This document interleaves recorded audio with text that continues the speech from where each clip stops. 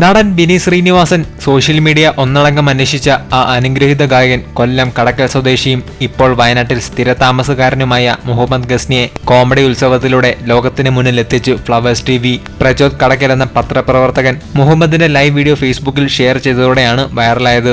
അവസാനം ഗായകനെ തേടി വിനീത് ശ്രീനിവാസനും രംഗത്ത് വന്നതോടെ അന്വേഷണവുമായി സമൂഹമാധ്യമം ഒന്നടങ്കം ഇറങ്ങിയായിരുന്നു.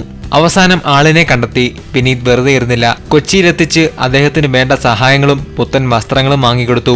കൂടാതെ ശ്രീനിവാസൻ സംവിധാനം ചെയ്യുന്ന പുതിയ സിനിമയിൽ പാടാൻ അവസരവും.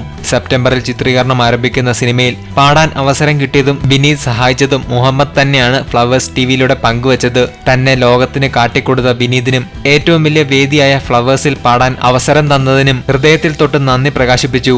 10,000-ൽ പരം പാട്ടുകളാണ് മുഹമ്മദ് ഹൃദിസ്ഥമാക്കിയിട്ടുള്ളത്. ഏറെയും പഴയ ഗാനങ്ങളാണ്. ഈ ചാനൽ സബ്സ്ക്രൈബ് ചെയ്തു ബെല്ലൈക്കണിൽ അമർത്തൂ. പുതുപുത്തൻ വിനോദ വാർത്തകൾ എന്നും നിങ്ങളെ തേടിയെത്തുന്നതായിരിക്കും.